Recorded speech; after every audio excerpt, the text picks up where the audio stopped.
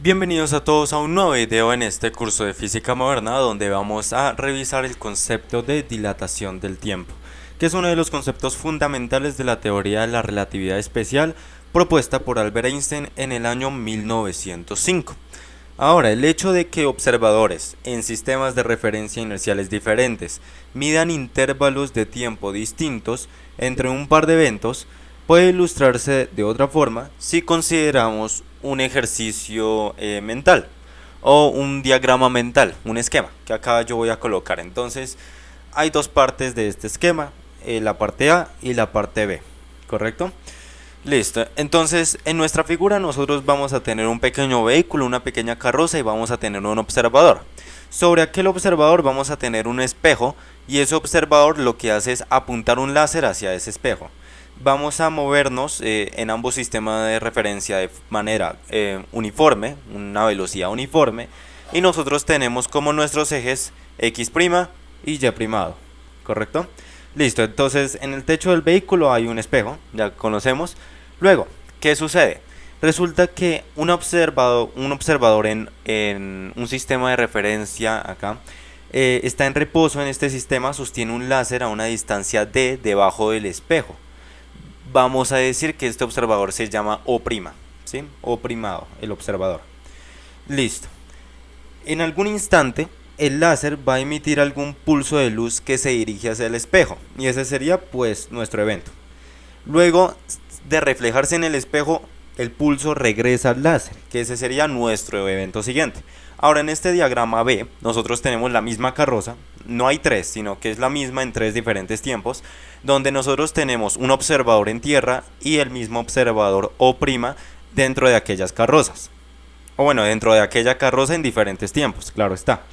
Ahora, tengamos en cuenta la vista del observador en la Tierra. Con respecto a un observador en reposo en la Tierra, el espejo y O', o sea, el observador en O, se mueven a una velocidad uniforme a lo largo de los ejes X y Y', ¿correcto?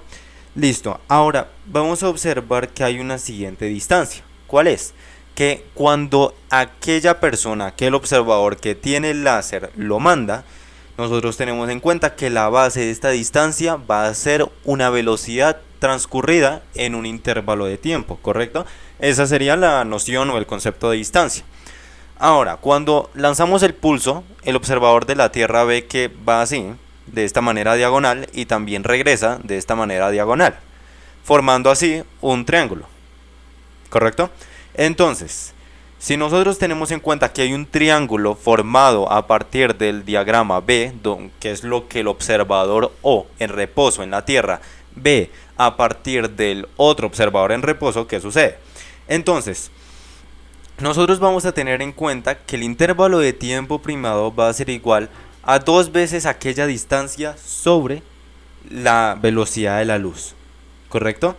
Debido a que el pulso se desplaza a velocidad c, el tiempo que requiere para viajar de aquel observador al espejo y regresar se encuentra a partir de aquello.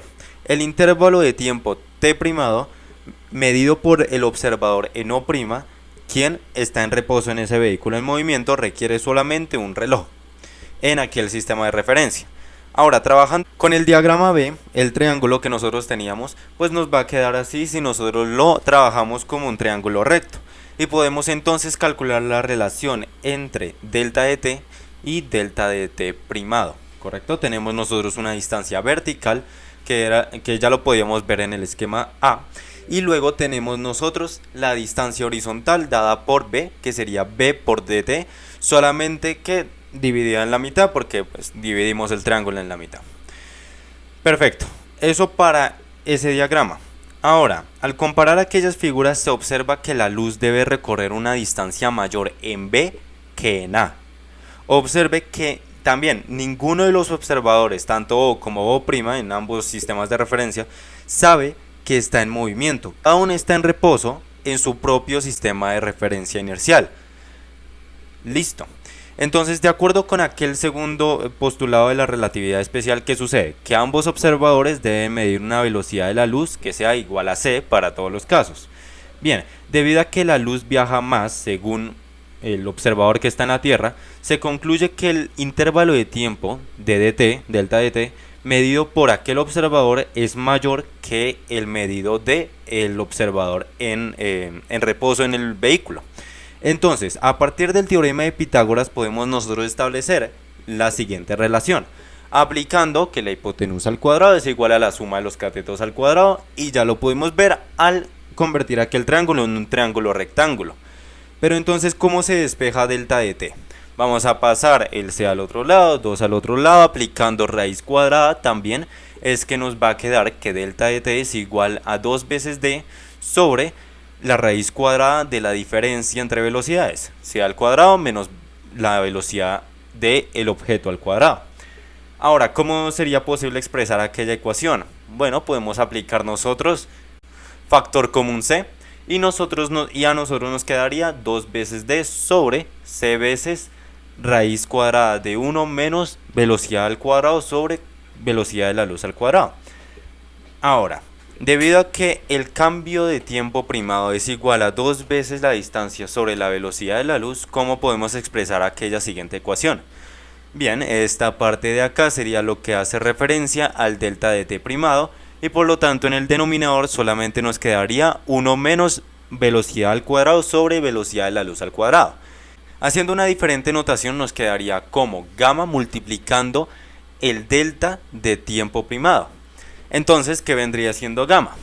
Si nosotros tenemos en cuenta que el delta de tiempo primado no cambia, pues gamma sería lo que está multiplicándole, que sería entonces la inversa de aquella raíz cuadrada conteniendo el 1 menos velocidad al cuadrado sobre velocidad de la luz al cuadrado.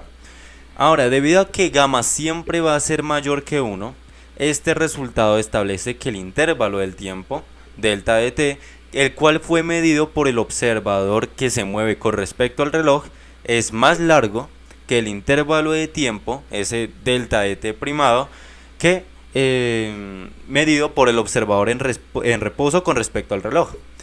¿Cómo se denomina este efecto? Como dilatación del tiempo. Perfecto. Entonces, cuando un cuerpo está en movimiento, se mueve más lento que cuando un objeto está en reposo. Ahora, el intervalo de tiempo, ese delta de t primado, en aquella ecuación anterior se denomina ¿cómo? Se denomina como tiempo propio. Ahora, en general, este tiempo propio se denomina como delta de t sub p, ¿sí? Así es denotado, así es conocido. ¿Qué define? O bueno, ¿qué significa?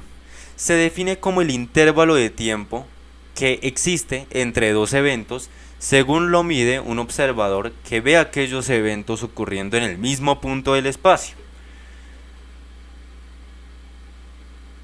Es decir, el observador que se mueve junto con el fenómeno mide el tiempo más corto. Y es decir, en nuestro caso, el observador que se está moviendo, ¿cuál es el que era? O primado, ¿correcto?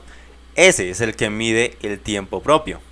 Es decir, el tiempo propio siempre es el tiempo medido por un observador que se mueve junto con el reloj. Ahora, ¿cómo lo podemos nosotros expresar con una ecuación? De la siguiente manera. Gamma multiplicando entonces el delta de tiempo primado sería igual a el delta de tiempo. Ahora, ese delta de tiempo primado nosotros lo podemos denotar como delta de tiempo propio.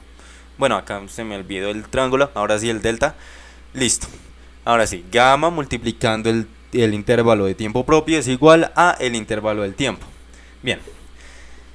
Entonces, ya que se observa que el tiempo que transcurre en ese reloj, en los tics pequeños del reloj en movimiento, ese gamma de 2d sobre velocidad al cuadrado es mayor que el intervalo de tiempo correspondiente que transcurre entre aquellos en el reloj idéntico en reposo, que era de 2 veces la distancia sobre c al cuadrado.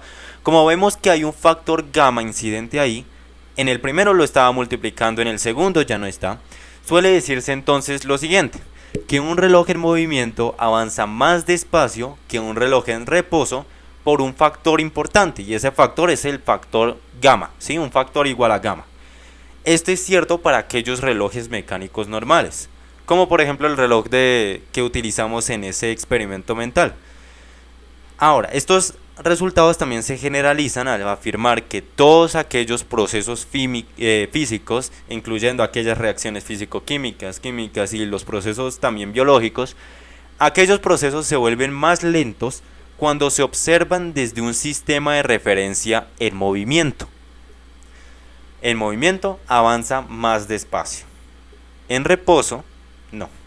¿Listo?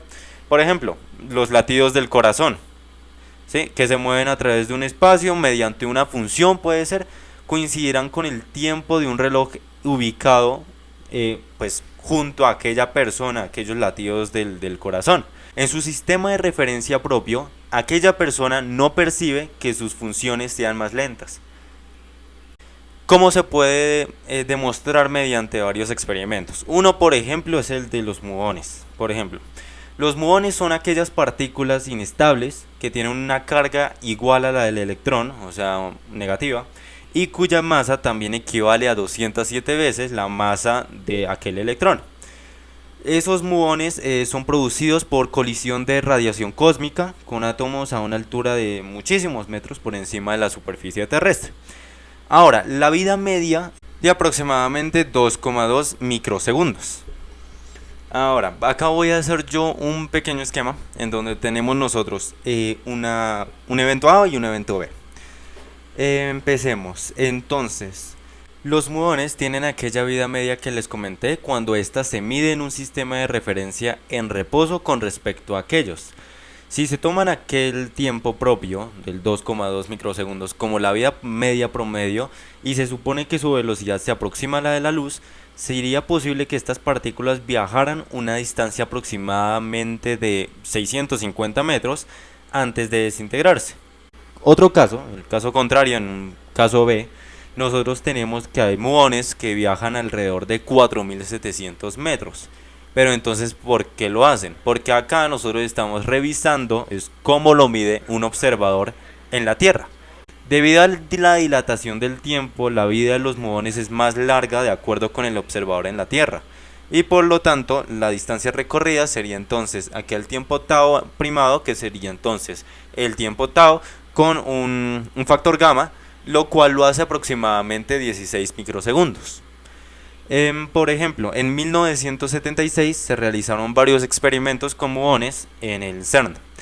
Entonces lo que hicieron fue colocar muones en un anillo de almacenamiento y los muones alcanzaron velocidades de hasta 0,9994 veces aquella velocidad de la luz, o sea, supremamente cercano, permitiendo así medir aquella tasa de desintegración y además el tiempo de la vida, en donde se encontró que el tiempo de la vida de los muones en movimiento era alrededor de 30 veces los que estaban en reposo, lo que concuerda con aquella predicción que hicimos ahorita de la relatividad especial. Ahora vamos a realizar un pequeño ejercicio, un pequeño ejemplo, en donde nosotros tenemos lo siguiente. Se va a medir un periodo en un péndulo igual a 3 segundos en su sistema de referencia propio. Ahora, la pregunta es la siguiente. ¿Cuál es el periodo del péndulo cuando lo mide un observador que se mueve a una velocidad muy cercana a la de la luz? Digamos que aproximadamente 95% la de la luz, o sea, velocidad de 0,95 c. Con respecto al péndulo, ¿qué sucedería? ¿Cuál sería el periodo? Bien, vamos a hacerlo paso a paso. En este caso, ¿qué vendría siendo el tiempo propio? Los 3 segundos, ¿cierto? Los 3 segundos del péndulo. Ahora, desde el punto de vista del observador, el péndulo se mueve a 95% de la velocidad de la luz. Como nosotros habíamos visto anteriormente por ese axioma, un objeto en movimiento se mueve más lento que uno que está estacionario. Acá, revisémoslo. Eso, un reloj en movimiento avanza más despacio que uno en estacionario por un factor de gamma. ¿Sí? Por un factor gamma. Ahora, ¿cómo podemos nosotros aplicar aquella ecuación? Nosotros vamos a tener que un tiempo definido es igual a aquel tiempo que nosotros conocíamos como tiempo propio, factor de gamma. Ahora, aplicando aquello mismo, pues nosotros tenemos 1 sobre la raíz cuadrada, que eso ya vendría siendo gamma, 1 menos 0,95 veces la velocidad de la luz, correcto, al cuadrado sobre la velocidad de la luz al cuadrado, multiplicando posteriormente los 3 segundos. Aquella fracción nos da 3,2, multiplicando el 3 segundos nos daría 9,6 segundos. Es decir, un péndulo en movimiento aminora su velocidad, o mejor dicho, para el observador externo, el péndulo tarda más en completar su oscilación, por lo tanto el tiempo se ha dilatado. Y acá voy a corregir esto un poquito porque puede salir confusiones, entonces acá, objeto en movimiento. Listo. Ahora sí. Y habiendo dicho eso, video resuelto. Muchas gracias por la atención prestada. Espero este video haya sido de mayor agrado. En comentarios, alguna duda como siempre. Hasta la próxima. Así que...